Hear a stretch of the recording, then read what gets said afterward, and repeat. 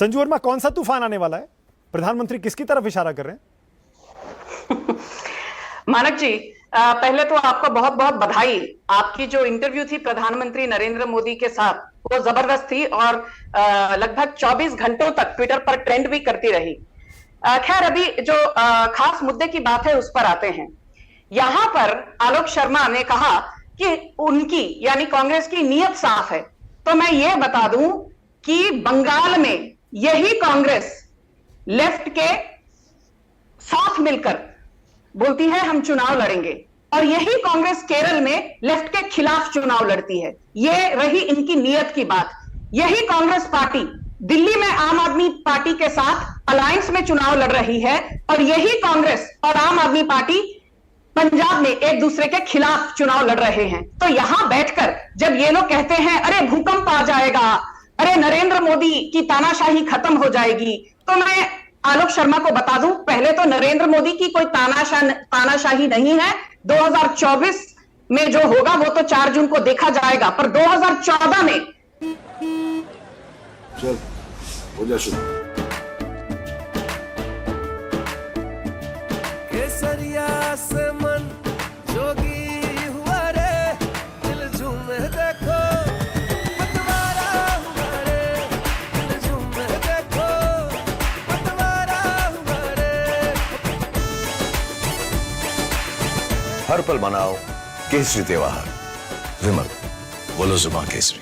नरेंद्र मोदी और बीजेपी को लगभग 17.5 करोड़ लोगों का जनादेश मिला था। 2019 में लगभग 24 करोड़ लोगों को मोदी सरकार का जनादेश मिला था। यहां बैठकर जनादेश का आप अपमान मत कीजिए। और आपने कहा ना, कभी तो मोदी जी फकीर बन जाते हैं, कभी तो मोदी जी चौकीदार बन जाते हैं। मोदी जी जो बनते हैं वो तो खैर देखा जाएगा ना, नतीजा क्या होता है। पर आपके पप्पू में कोई बदलाव नहीं आया। 2014 में भी राहुल गांधी पप्पू थे, 2019 में भी राहुल गांधी पप्पू थे, 2024 में भी राहुल गांधी पप्पू रहेंगे। महिला को रोकिए। अभी चुप रहिए, आपकी बोलने की बारी नहीं है। अभी आपकी बोलने की बारी नहीं है। महिला को चुप कीजिए। नहीं संजू नहीं, नो मानक जी, इस बदतमीज महिला को आप राजनीतिक आरोप लगाइए, पर्सनल मत करिए। हाँ, थैंक यू। मानक जी, मुझे अभी फैक्ट्स बोलने दीजिए। ये जो यहां पर बैठकर कह रहे हैं ना बदतमीज महिला, आपकी सुप्रिया श्रीनाथ जैसा बदतमीज कोई नहीं है। शांत हो जाओ अभी ध्यान से। Manak ji, now I will speak hard facts. ये जो बार बार कहा जाता है 10 सालों में मोदी जी ने कुछ किया नहीं, खाली हिंदू मुस्लिम, खाली हिंदू मुस्लिम।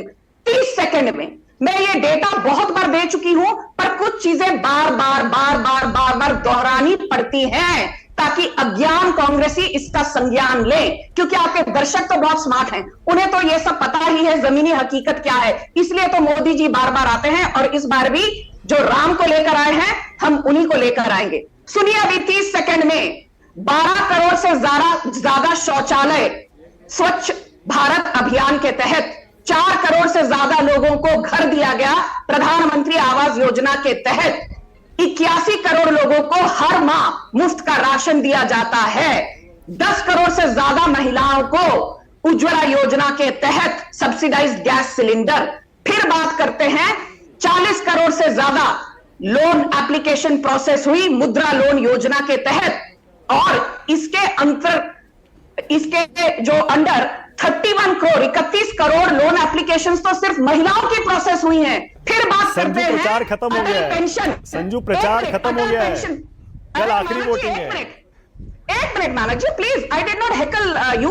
अटल पेंशन योजना के तहत 4 करोड़ लोगों को इसका लाभ हुआ है। सुकन्या समृद्धि योजना के तहत 3 करोड़ बालिकाओं को और महिलाओं को इसका फायदा मिला है। और सुनिए ध्यान से, आयुष्मान भारत के चलते 30 करोड़ से ज्यादा आयुष्मान कार्ड दिए गए, और आप यहां बैठकर पूछ रहे हैं कि नरेंद्र मोदी ने क्या किया। अच्छा, आप जयराम रमेश का जवाब दीजिए।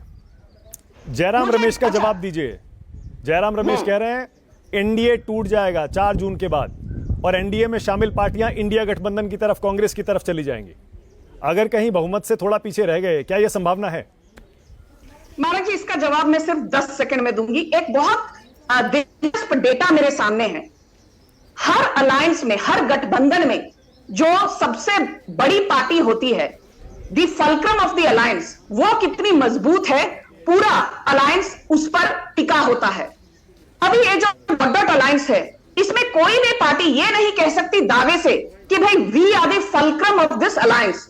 अभी एनडीए के अलायंस में BJP is the fulcrum, BJP is the epicentre of this alliance. और बड़ी जल्दी में 10 सेकंड, मेरे पास ये डेटा आया, पिछली बार 164 सीटों में बीजेपी का विक्ट्री मार्जिन था 2 लाख वोट, 105 सीटों में बीजेपी का विक्ट्री मार्जिन था 3 लाख वोट, 44 सीटों में बीजेपी का विक्ट्री मार्जिन था 4 लाख वोट, 14 सीटों में बीजेपी का विक्ट्री मार्जिन था 5 लाख वोट। और उत्तर प्रदेश, मध्य प्रदेश, राजस्थान, दिल्ली, हरियाणा, गुजरात, कर्नाटका, उत्तराखंड, महाराष्ट्र में 257 सीटों में से 154 सीटों में 154, 153, 154 के लगभग सीटों में बीजेपी का वोट शेयर 52% था। तो कहिए मुझे कि आप बीजेपी को किस बलबूते पर हराएंगे।